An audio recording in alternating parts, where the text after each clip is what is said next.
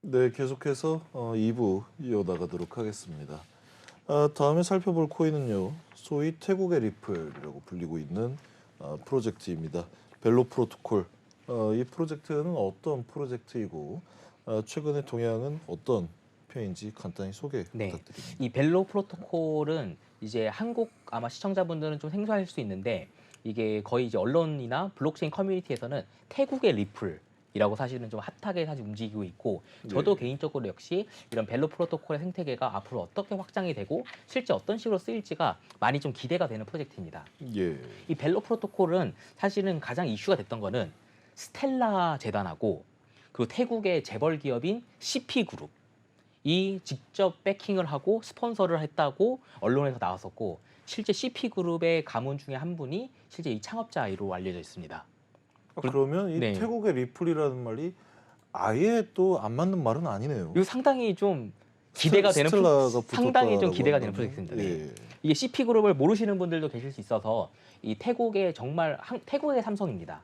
태국의 삼성이고 삼성과 같은 반도체 이런 것보다는 약간 이제 유통, 물류 제가 알기로는 세븐일레븐 이 프랜차이즈도 이쪽이 사실은 운영 관리하고 있고 이런 식으로 대규모 커머스 쪽에 있는 공룡 기업인데 또 자기네들이 자체적으로만 한 것이 아니라 스텔라 재단이라는 뭔가 이런 블록체인의 굉장히 또 선도 이제 재단인 팀하고 같이 합류를 하면서 예, 새롭게 이런 동남아시아 소위 말하는 태국의 금융시장을 디지털 자산화하겠다는 태국의 리플이라는 슬로건 아래서 최근 계속 행보를 하면서 프로젝트의 상장뿐만이 아니라 지금 자료 화면에 보시는 것처럼 이게 지금 화면에 보시면 CEDEFI, 그러니까 CDPI라는 용어를 썼는데 이 디파이는 탈중앙 거래소인데 C파이는 또 중앙 거래소를 얘기합니다. 예, 그러니까 CD파이는 이제 벨로 이제 프로토콜에서 계속 이야기하고 있는데 자기네들은 디파이만이 아니라 일반 거래소들까지 하여서 실제 이런 유통단이나 이런 가맹점주들, 피지들 이런 사람들이 안정적으로 환전을 하고 코인을 직접 사용할 수 있도록 이런 인프라를 구축하겠다라고 하면서 지금 단계적으로 자신들의 자산을 상장시키기도 하고 이러한 프로젝트들을 계속 런칭을 하고 있는 좀 굉장히 공격적인 행보를 보이고 있습니다. 예. 특히 저런 프로젝트들이 이 또 자국민 대상으로 굉장히 또 큰 인기를 끌 수밖에 없는 게 맞습니다. 예, 현지 또 로컬 팬덤들이 있기 때문에 그런 예, 커뮤니티들의 동원력도 좀 많이 기대가 되는 부분이기도 합니다. 예. 그렇다면 이 벨로 프로토콜 최근에 들어서 특히 또 주목을 받고 있는 이유는 어떤 이유가 있을까요? 그리고 이 투자 차원에서 이 시세 동향은 또 어떻습니까? 네, 맞습니다. 일단 시세 동향을 보면요. 마찬가지로 최근에 1월 달부터 모든 코인들이 굉장히 좀 소위 불장, 봄이 온 것인가 라고 이야기할 정도로 굉장히 분위기가 좋았죠. 예, 이와 맞물려서 굉장히 좀 빠르게 올라온 가격이 올라왔고요.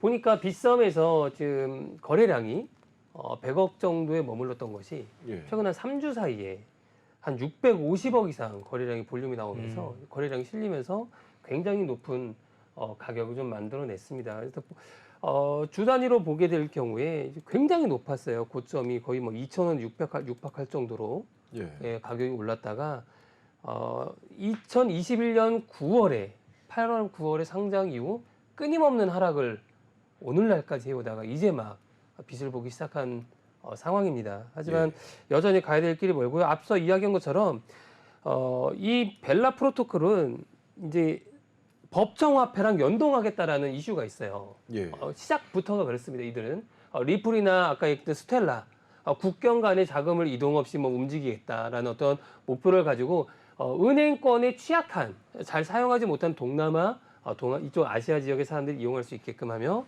은행에 있는 법정화폐 연동하게 하겠다라는 어떤 슬로건이 있었는데요. 예, 그런 것들을 볼 때 지금 현재 CBDC 이야기 우리가 많이 하지 않았습니까? 국가에서 발행하는 CBDC나 내지는 또 스테이플 이런 것들에 대한 이슈가 앞으로도 커질 거기 때문에 굉장히 큰 아까도 얘기했지만 영향력이 있는 어떤 구조적인 환경에서 코인을 만들어내고 이용하고 있기 때문에 앞으로 시장 상황은 더 떨어지지는 않지 않을까. 예. 차트를 보시면 알겠지만 네 그렇게 생각합니다.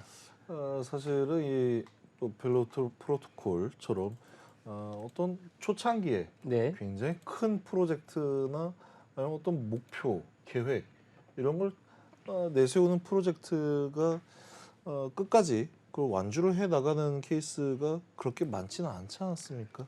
솔직하게 말씀드려서 예. 대규모 기업들이 투자를 하고 대규모 기업들이 뭔가 프로젝트를 만들고 했던 자산들이 대부분 엄청난 폭락을 하게 되는 그런 좀 안타까운 케이스들이 많이 있었던 것 같습니다. 예. 왜냐하면은 이게 디지털 자산의 특성상 그 특정 프로젝트에 그런 목표가 있고 타겟 유저들이 있습니다. 근데 이제 일반적인 분들은 이 프로젝트는 뭐 삼성이 투자한 거야. 이 프로젝트는 뭐 CP그룹이 하는 거야. 라고 하다 보니 굉장히 많은 자금들이 단기간에 쏠리게 되다 보니 그에 따른 굉장히 급격한 사실 조정이 있게 되고 저는 개인적으로는 이제 그 벨로 프로토콜은 상당히 이슈도 많이 됐었던 프로젝트 중에 하나입니다. 아까 예. 앞서 권 대표님 말씀해 주신 것처럼 그 초기에 비싼 막 상장했을 때는 그 상승 폭이 뭐 어마무시했죠.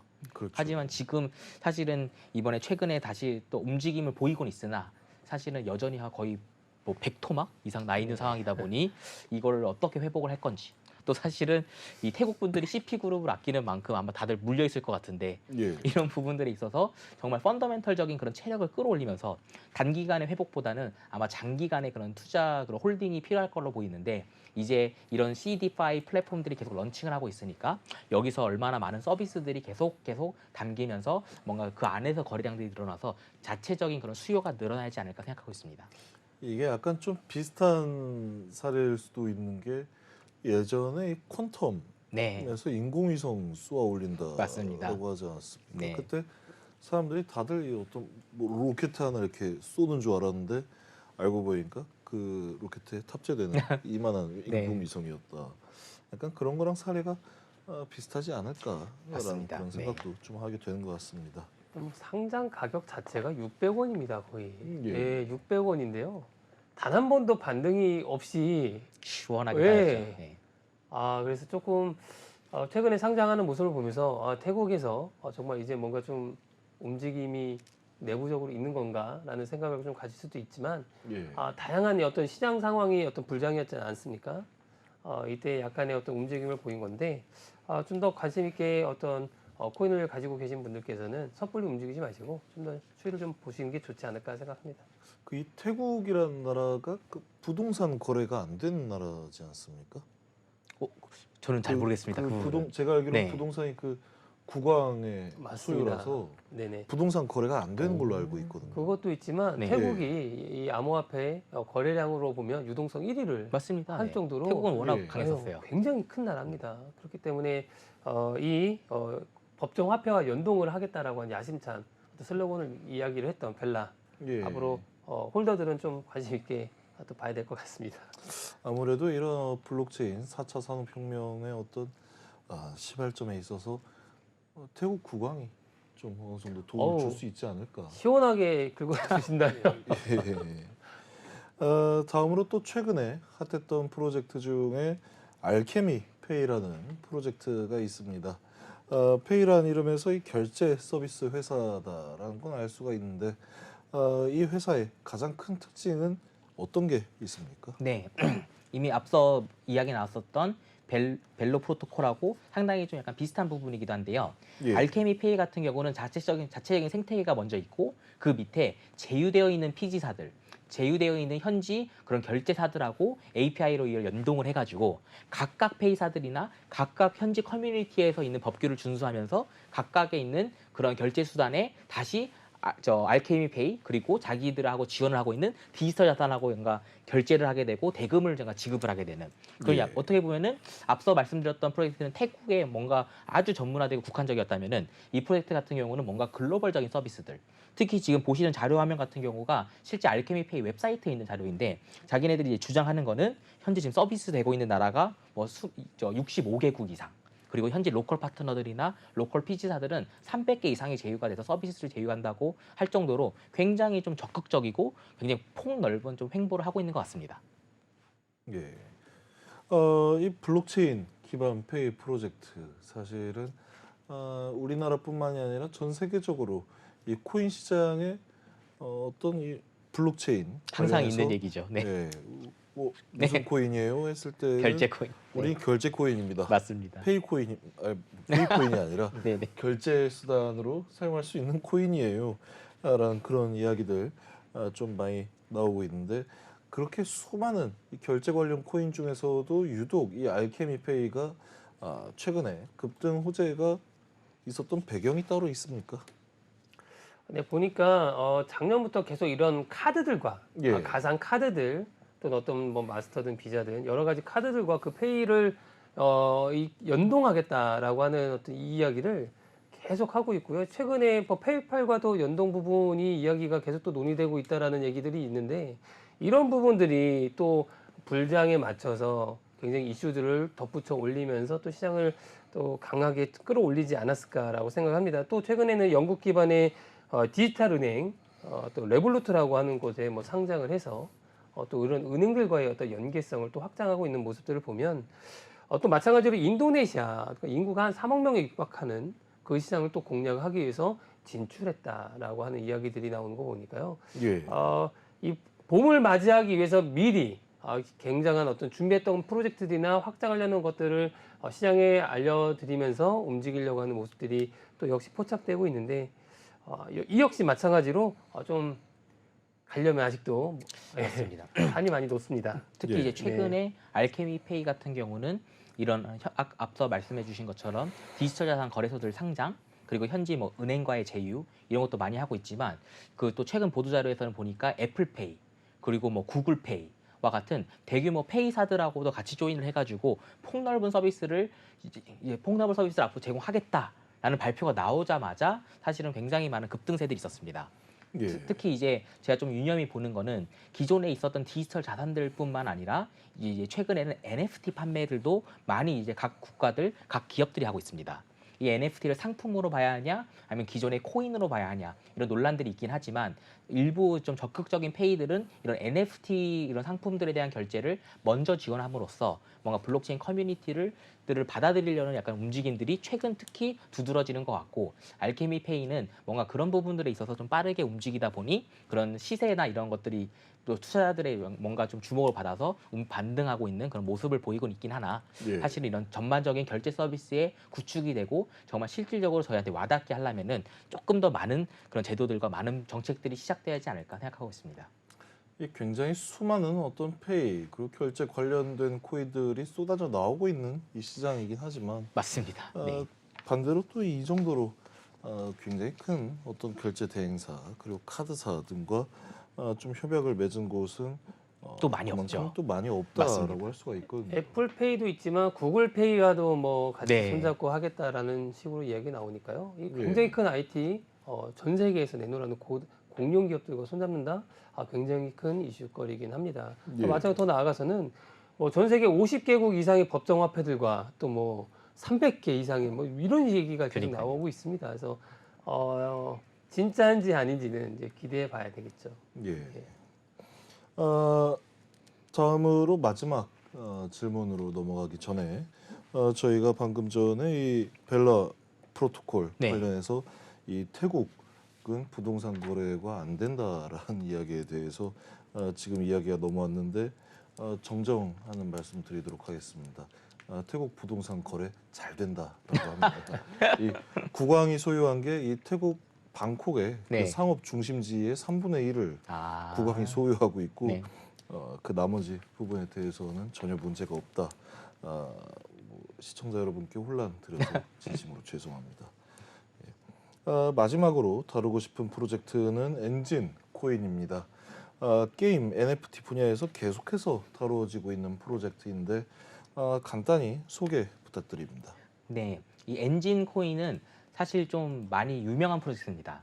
특히 이제 요즘 들어서 NFT, 뭐 P2E 많은 얘기들이 있지만 사실 그 초창기 거의 프로젝트에 달할 것 같습니다. 예. 엔진 코인.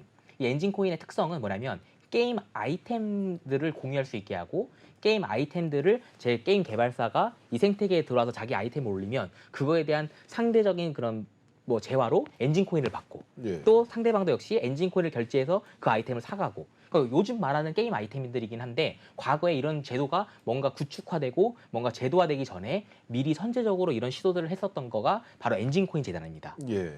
그러다 보니 뭔가 이 코인 생태계 이게 결국은 디지털 자산이라는 거는 뭔가 이걸 소비해주고 사용해줄 수 있는 활용처들이 좀 뚜렷하게 있어야지 커지는데 게임 커뮤니티는 좀 특성상 실물보다는 뭔가 디지털적인 부분들이 크다 보니 뭔가 게임 커뮤니티와 엔진 코인과 맞물려서 블록체인을 이제 정말 쓸 수가 있겠구나. 정말 이걸 사용하는 사람들이 있겠구나라는 그런 주목 때문에 많이 좀 각광을 받았던 프로젝트였습니다. 이 엔진 코인 예전에 그 갤럭시 네, 맞습니다. S10 삼성, 네, 거기에서 이 암호화폐 지갑 네, 또 탑재돼가지고, 탑재할 때 네, 엔진 코인 그때 당시에 이 호재로 굉장히 또 많이 굉장히 상승하지 한국에서도 않았습니까? 많이 홍보했었습니다. 예. 그때 무조건 이런 얘기가 있었습니다. 삼성 갤럭시 아마 저기였을 겁니까? 기억이 S10 5G. 예. 예, 그때 아마 그 2019년도였을 겁니다.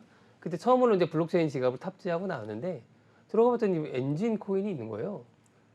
삼성 지갑의 엔진 무조건 사야 된다. 예. 네, 그때 그런 이슈가 정말 많았죠. 그래서 저도 그때 굉장히 많이 좀 보유하고 있었는데 네, 많이 아쉽네요. 예.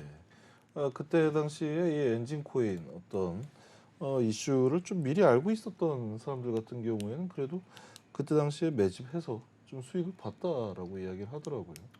맞습니다. 많이 있을 겁니다. 예. 그렇게 해서 이 게임 분야 디지털 자산일 경우에는 호재나 사업 진행 현황이 어떤 식으로 이런 차트에 또 반영이 된다고 할 수가 있겠습니까? 마찬가지로 대한민국은 어쨌든 인터넷 5G를 넘은 이제 6G를 갖는 얘기가 하고 있고 예. 그래서 이제 게임 생태계 대형 게임 개발사들 한류 문화 콘텐츠 영화 드라마 게임 할 거 없이 굉장히 시장에서 이슈를 많이 받고 있고 많이들 예. 좋아하고 있습니다. 마찬가지로 엔진 코인이 이런 어떤 게임 산업이 앞으로 나아갈 때 우리가 늘 어떤 오랫동안 이야기 많이 했었는데요. 이 예. 플레이 투 언 게임하면서 놀면서 돈 번다 이런 얘기를 할 때 이런 것들을 엔진 코인이 그 생태계나 어떤 산업의 방향에 있을 때 굉장히 앞서서 미리 준비하고 있고 움직이고 또 나아가는 건 맞습니다. 그래서 저는 이제 엔진 코인이 오를 때가 돼서 그냥 올랐다. 산업이 발전하니까 그 산업의 뭐라고 할까요? 순풍을 타고 나아가고 있다라고 좀 보고 싶습니다. 앞으로도 예전에도 그랬지만 좋아하는 코인이고요. 예. 네, 워낙 유명했었죠. 네, 삼성 블록체인 원래 탑재된 코인입니다. 예. 그렇기 때문에 그런 어떤 신뢰, 프로젝트에 대한 어떤 신뢰나 이런 부분들을 좀 더 뒷받침해주지 않을까라고 하는 어떤 기본적인 생각을 좀 갖고 있고요.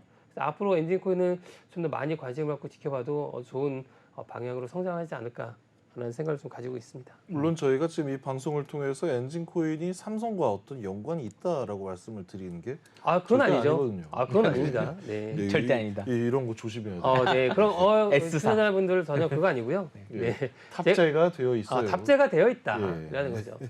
그 중에 하나인 제가 이제 얘기 안 하는 걸로 하겠습니다. 일단 얘기하면 또 오해하실까봐. 예. 일단은 엔진 코인 역시 가격이 굉장히 오랫동안 어떤 100원과 어떤 200원 정도의 사이를 어떻게 보면 2배 차이죠. 굉장히 큰 저기 보시면 굉장히 긴 어떤 뭐라고 할까요? 횡보가 보이지 않습니까? 그게 100원, 200원 사이로 왔다 갔다 한 겁니다. 거의 2배수로 왔다 갔다 한 건데 예. 그 뒤에서 굉장히 큰 성장을 이뤄내면서 지금 현재 548원까지 와 있지만 앞으로 굉장히 좋은 성장을 또 꾸준히 긴 호흡으로 본다면 이어가지 않을까 관심이 많이 가는 코인입니다. 예. 네. 개인적으로 저는 이제 엔진 코인 같은 경우는 좀 다른 프로젝트하고 좀 다른 게 앞서 말씀드렸던 프로젝트들 대부분이 뭔가 인프라 기반, 예. 뭔가 페이 기반이라면은 엔진 코인 같은 경우는 사실 게임 기반이다 보니 다른 프로젝트들보다 뭔가 그런 호재성 관련 컨텐츠들이 많이 나오고 있습니다. 예. 예를 들어서 어떤 특정 게임이 여기에 입점을 한다든지 그러면은 거기에 따른 NFT 드롭 이런 식으로 뭔가 사소한 이벤트들에서 굉장히 큰 이벤트들까지 그리고 대부분 이런 이벤트 런칭을 하기 직전부터 코인 차트들이 약간 횡보를 하고 움직임을 보이는 모습들을 많이 볼 수 있다 보니 시청자분들은 그런 것들을 그런 패턴들을 보시면서 투자를 하실 수도 있지만 또 한편 그런 것들을 좀 유의하시면서도 투자하실 필요가 좀 있지 않을까 생각하고 있습니다. 예. 굉장히 좋은 말씀 해주셨습니다.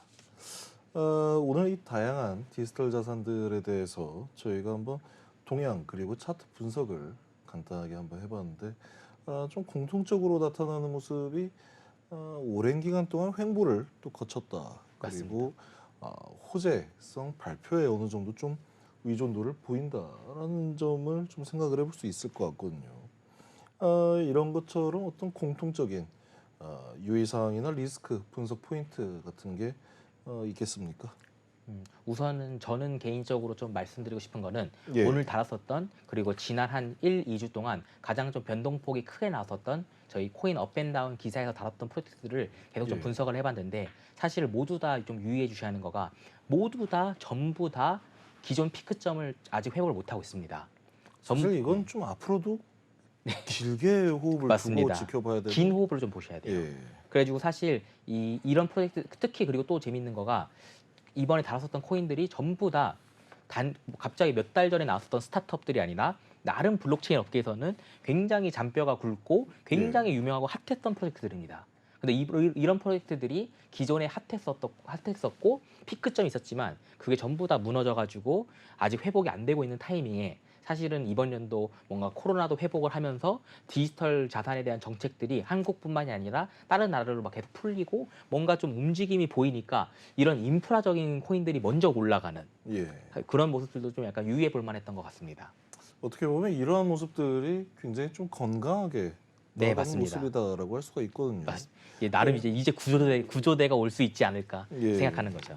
특히나 이 블록체인과 코인을 좀 분리해서 나눠서 생각을 해본다라고 한다면 이 코인들 같은 경우에 굉장히 긴 어떤 횡보기를 또 네. 거치긴 했지만 그 시간 동안에 이 내부적으로 개발이라든지 이 사업의 고도화를 충분히 이루어냈다라는 이야기로 또 볼 수 있지 않겠습니까? 그러한 측면에서는 굉장히 좀 긍정적인 현상이라고 보고 있습니다. 혹시 권석준 대표님께서 네. 보시기에 어떤 이런 리스크 분석 포인트가 따로 있을까요? 저는 이제 시장에서 제가 직접 어떤 트레이딩을 하며 참여했을 때 어떤 생각을 예. 쭉 한 7년간 봐왔던 결과 이유 없이 내릴 때도 있고요. 예. 정말 이유 없이 오를 때도 있겠더라고요.